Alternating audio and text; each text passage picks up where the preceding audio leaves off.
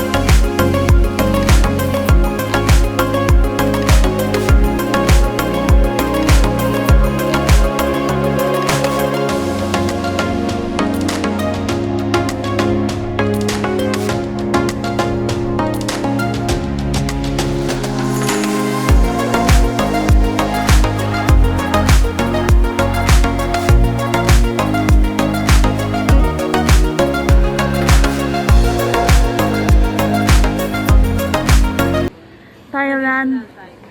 So this is the Thailand costume that we're wearing, and then that one is uniform for Thailand. Concierge and uniform. Then they're wearing also Thailand costume. So where's only you who's wearing the Thailand costume? Research. Dusit Thani came from Thailand. Way back 1938 they established their first branches in Bangkok. Then after they make branches here in the Philippines, in Singapore, and then all over the world, US, UK also. So they're a corporate hotel. So they wear Thailand costumes here because Dusit Thani is made in Thailand. So Thailand attire, and then Thailand the style of Thailand of their attire. So as you can see, it's very big lobby, and we can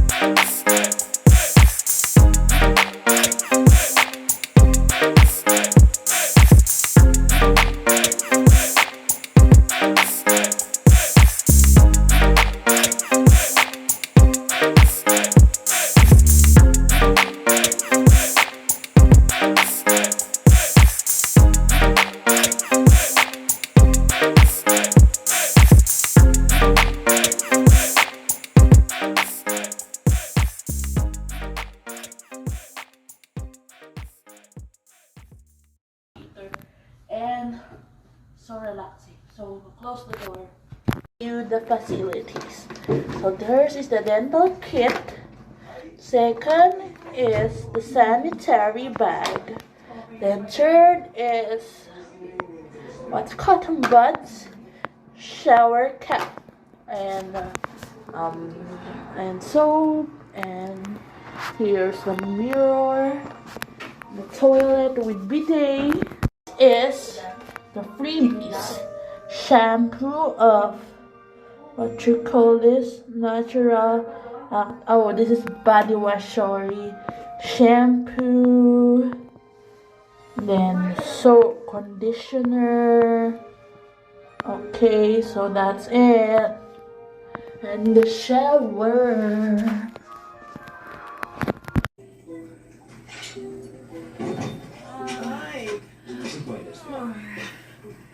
Hello guys, it's already 10 a.m.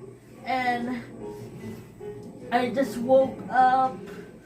Very bright here in the Dusit Thani Hotel. So we're checking out now in Dusit Thani. So I'm gonna say the reviews later. Bye. Bye-bye. Bye-bye. Bye-bye. Bye-bye. Bye-bye. Bye-bye. Bye-bye. So we're checking out now. Okay na.